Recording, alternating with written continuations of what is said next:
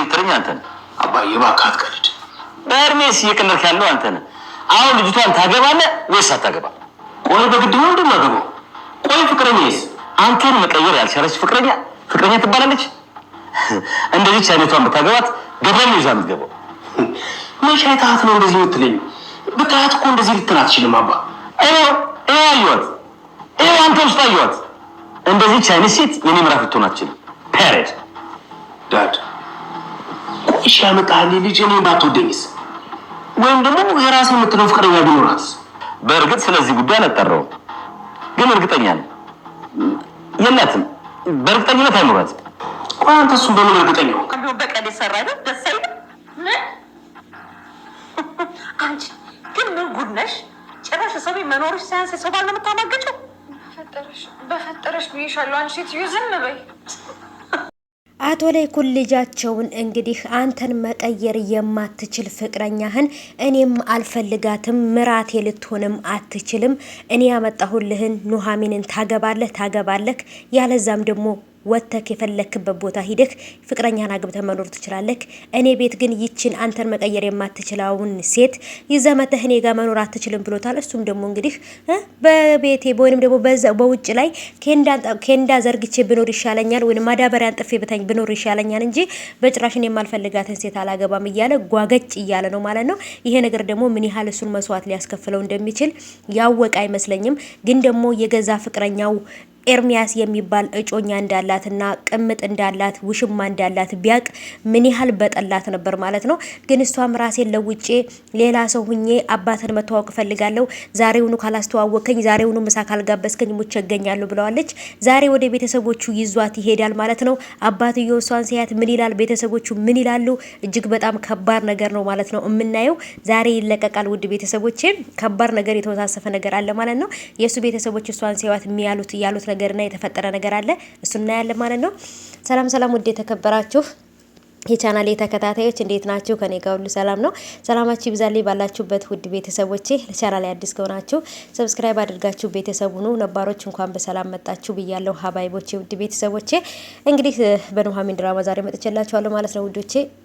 በተለይ ደግሞ ብዙ በፈተፍትበት የማይሰለች ድራማ የኑሐሚን ድራማ ነው። ምክንያቱም ብዙ አዳዲስ ነገሮች እየተፈጠሩና አዳዲስ ነገሮች እየመጡ ስለሆነ ነው ማለት ነው።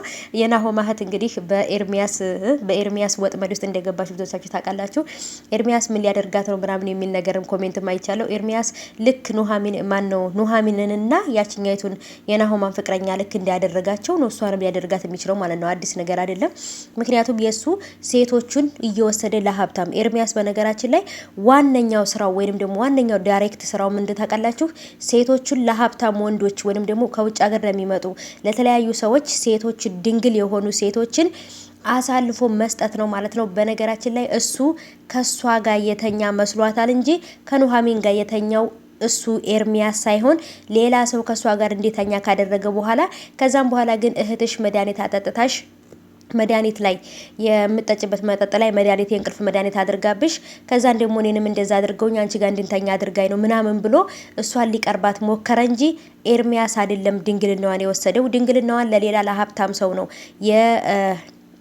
የእንትራ ማለት ነው የሸጠባትና የኑሐሚንን ራሱ እሱ አይደለም ድንግልናዋን የወሰደው ለሌላ ሰው ነው ድንግልናዋን የሸጠው ማለት ነው። ምክንያቱም ገንዘብ በሴቶች ማግኘት የሚፈልግ አይነት ሰው ስለሆነ ይችንም የናሆማንም እህት እንደዛው አድርጎ ነው ሊጠቀምባት የፈለገው። ይሄ ማለት ደግሞ ድንግል ከሆነች ለሀብታም ሰው ትሸጣለች። ከዛም በኋላ ግን እኔው ስለወደድኩሽ ስላፈቀርኩሽ ነው ካንቺ ጋር የሆንኩት ብሎ አታሎ ልክ እሱ እንደወሰደው ሊያደርግ ነው እና ስለዚህ ኑሐሚንም ክብሯን ያሳጣት በሌላ ሰው ነው እንጂ እሱ አይደለም። እሱ ሴቶችን የመሸጥ ብቻ ነው ስራው ማለት ነው። አንዲት ደንበኛ ወይንም ደግሞ አንዲት አብራው የምትሰራና ሴቶችን የምታገናኘው ሴት አለች። ከሷ ጋር ተባብሮ ይሄን ነገር እያደረገ ያለው። ስለዚህ የናሆማ እህት ደግሞ የዚህ ነገር ታጣቂ የዚህ ነገር ሰለባ ሆናለች። እንግዲህ በቀጣይ ምን እንዲፈጠርባት እንደሚችል እናያለን። በእርግጥ እሷ በጣም ክፉ ናት። ከእናቷ ከወይዘሮ ዝናሽ ጋር ሆና ኑሐሚንን በጣም እያሰቃየቻት ነው። ግን ደግሞ አሁን ላይ እሷን ብትሆን የስራዋን ታገኛለች ብዬ ነው የማስበው።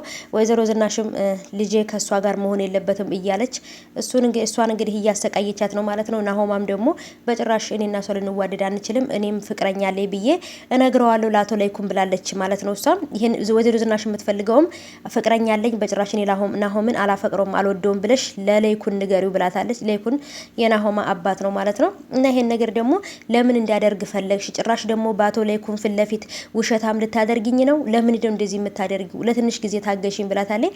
በጭራሽ ግን እሷ ከልጅ ራቂ፣ ወደዚህ ቤት የመጣችሁበት አላማ የኛ ቤተሰብ ሀብታምና ክብር ያለው ሰው ስለሆነ ከኛ ቤት ጋር ተጋብታችሁ የኔን ንብረትና መውረስና የኔን ክብር መውሰድ ነው የምትፈልጊው እያለቻት ነበረ። በነገራችን ላይ ክብር በገንዘብ የሚመጣ ከሆነ ይቅርብኝ ማለት ነው። ሰምታችኋል። እና ስለዚህ ውዶቼ ዛሬ የሚፈጠረው አዲስ ነገር እንግዲህ የናሆማ ፍቅረኛ ቤተሰቦቹን ሊያስተዋውቃት ምሳ ሰዓት ላይ ወደ ቤት ይዟት በሄደ ሰዓት የተፈጠረ ነገር አለ። እሱም ነገር ደግሞ በጣም አወዛጋቢ ነበር ማለት ነው። እንግዲህ እሱን ነገር የምናየው ይሆናል። በተለይ ደግሞ ኑሐሚን ምግብ ሰርታ ያቀረበችው እሷ ስለነበረች የምታስተናግደው እሷ ስለነበረች ኑሐሚንን ስታያት በጣም ነበር ደሟ የሚፈላው ማለት ነው። እንደውም ከቤተሰቡ አንዱ ሰው እንዴ ኑሐሚን ጋር ትተዋወቃላችሁ እንዴ ብለው ነበር የጠየቋት ማለት ነው። እና ለምን በቃ የናሆማ ፍቅረኛ በጣም ኦቨር አድርጋ ራሷን በጣም እንትን አድርጋ ነበር ያስተዋወቀቻቸውና በተለይ በቃ እናቲቱ በጣም ክብር ነገር ክብር ቤተሰብ ያላት ምናምን በቃ እንደዚህ ነው የምትፈልገው እና ያልሆነ ነገር ተናግራለች። ውሸት ተናግራለች። ውሸታም እንደሆነች አጭበርባሪ እንደሆነች ራሱ በቃላቷ መለየት ይቻላል። እና እንግዲህ ምን ሊፈጠር እንደሚችል እናያለን። ዛሬ ይለቀቃል። ትልቅ አዲስ ነገር ተፈጥሯል።